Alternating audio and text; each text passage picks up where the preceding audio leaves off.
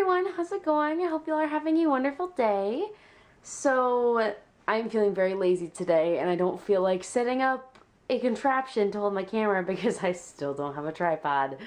And I just showered, I have no makeup on, I'm still in my pajamas, but I wanted to put a video up because it's been a little while since I made a sit-down video and I felt like I owed you guys an attractions video because I never actually did one.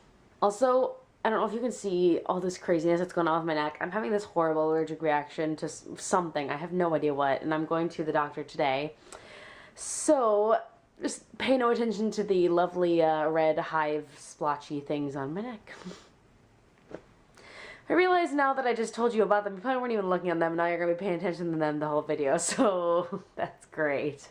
Okay, let's talk about attractions. So, I am probably going to do maybe a more in-depth video about my specific attractions because obviously in the world of attractions there are so many different things. There's boat rides, there's dark rides, there's thrill rides, there's shows, there's live entertainment. There are so many things that come under the umbrella of attractions. Park operation, well, not park operations. That used to be under attractions. I don't really remember.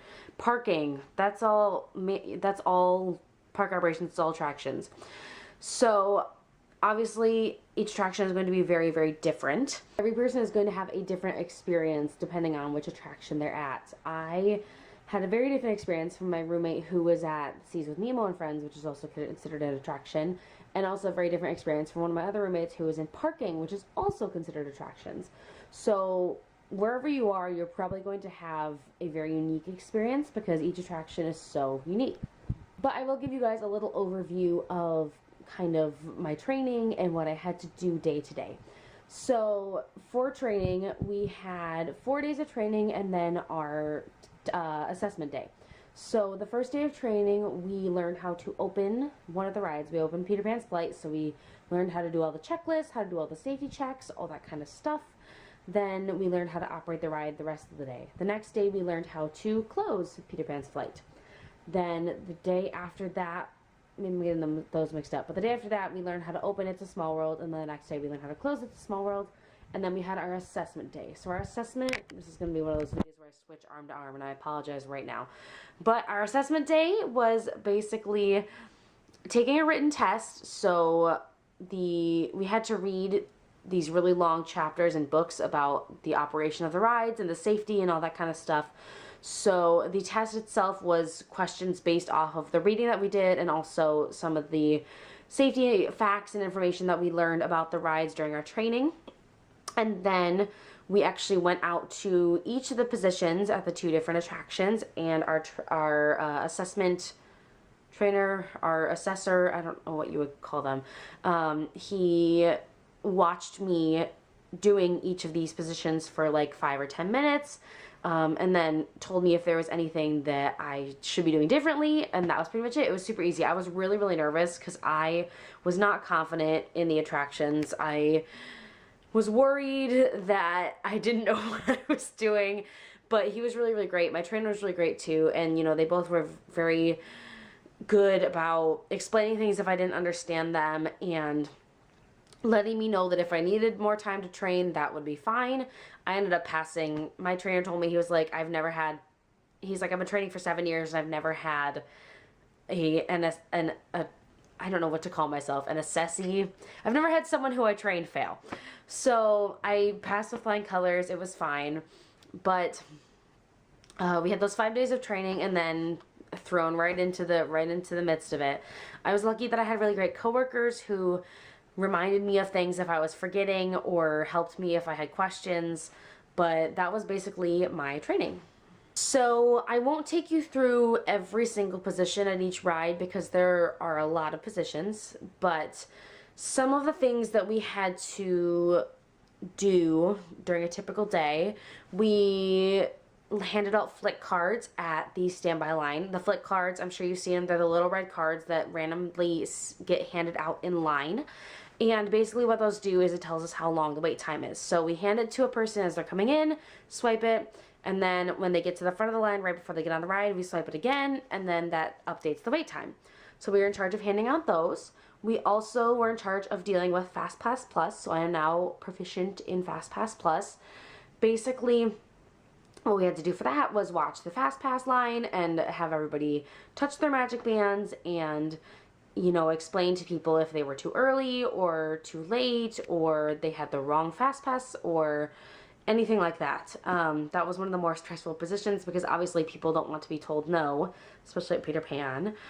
So that was a little hard, but it was not hard to learn how to use FastPass Plus. It's pretty self-explanatory.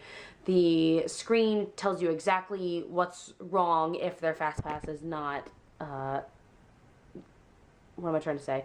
If their FastPass is not turning green, if it's turning blue, that means that there's an issue, whatever it is. And so the screen would tell you exactly what it was, and you're able to explain to them.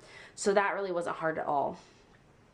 We also learned how to use the Disability Access Services, which basically is a service for people who may not be able to wait in long lines. So what you can do is, if you have a disability of some sort, you can go to guest relations and they will give you, after asking you some questions, just, you know, to validate everything, they will give you a Disability Access Services pass, which basically means that you can check in at an attraction and then go and enjoy other attractions. So basically, I don't know how to explain this so it makes sense. So say I have DAS, the Disability Access Services pass, and I go to Peter Pan and the wait is 60 minutes. So what we do is we tell them to come back in 50 minutes, so we cut 10 minutes off of the wait time. And they can go and enjoy other attractions, they can go eat some food, and then when that time comes, from that time through the rest of the day, they can go through the FastPass line so they don't have to worry about waiting in the long line, and they're able to just get on the ride as quickly as possible. So we learned how to be proficient in that and utilize the devices that come with that. I'm trying to think what else we had to know. Besides that, it was all stuff kind of specific to our attraction. So we had the merge points where you had to do ratios of how many people were coming through FastPass versus coming through standby. That was also a stressful position because people in standby do not like to be almost to the ride and then see us letting like 40 FastPass people through. So that was a position that you got yelled at a lot. Not a Small World, because there was hardly ever a line at It's a Small World, but Peter Pan, that was a scary position. I really did not enjoy going to merge. But other than that, it was basically operating the rides. We had, you know, people who were controlling the attractions, walking on the belt, making sure that lap bars were coming down, or for It's a Small World, grouping people into the boats, helping people in wheelchairs on and off the boats, or the pirate ships. All that kind of stuff. I'm trying to think of what else I can tell you. I didn't really make a plan for this video. I'm just kind of going off the top of my head. Oh, I can talk about times. So, essentially, you were supposed to be at each position for about 45 minutes. Obviously, sometimes things got messed up or the rotation got screwed up somehow. There were times where I was at a position for like an hour and a half, which is not so fun when you're walking on the belt for an hour and a half. But in times where it was even shorter, where it was like 30 minutes, 15 minutes, like it never was really cohesive, but you're technically supposed to be at each position for about 45 minutes, and then you would rotate, and there was a specific lineup of attractions. So you would go from standby to FastPass to loading people on the boats to unloading people off the boats, that kind of thing, and you would just follow that rotation. So that was one thing that was always kind of funny, was when you were coming back from a break, you know, you're either going to be pulling somebody else's breaks, you're going to go relieve them, or you're pulling a rotation. So it was always a question of, okay, where am I going to end up in the rotation? Which position am I going to next? And it was always a scary thing, like, oh God, I got standby, that means I'm going to merge next, or, you know, that kind of thing. So that was how it worked with rotations. For breaks, again, you were supposed to kind of have a break every 2-ish hours. That didn't always happen. Obviously, sometimes you got breaks way earlier than you wanted. Sometimes you got breaks, you know, there was one time I had 3 hours without a break, which is a long time to go without a break.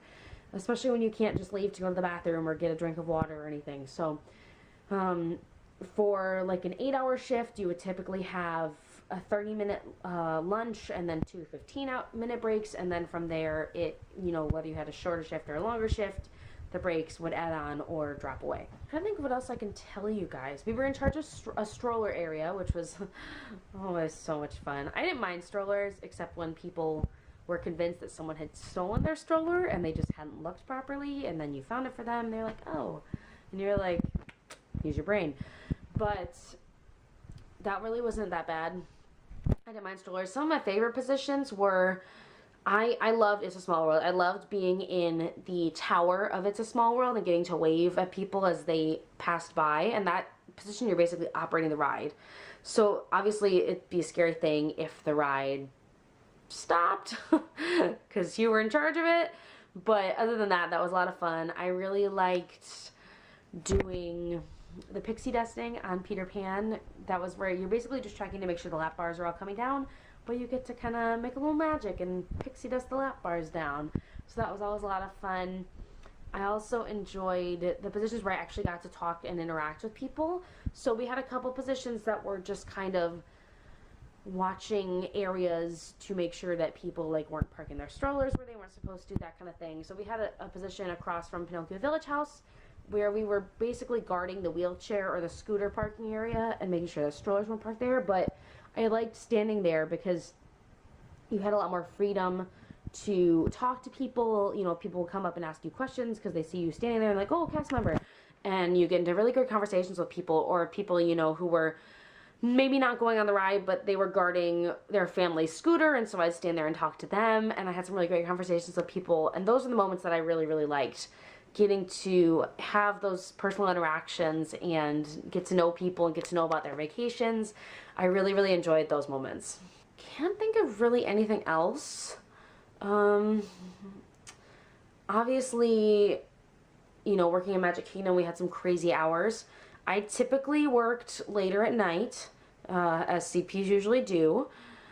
I had a lot of closing shifts, and that was rough when it came to extra magic hours, especially during Easter time, because that meant that the park was closing at 12 and extra magic hours went until 2. So we weren't getting out of there until like 3, so that was a little rough. But most of the time it wasn't bad, especially when we were closing the park at like 10 o'clock.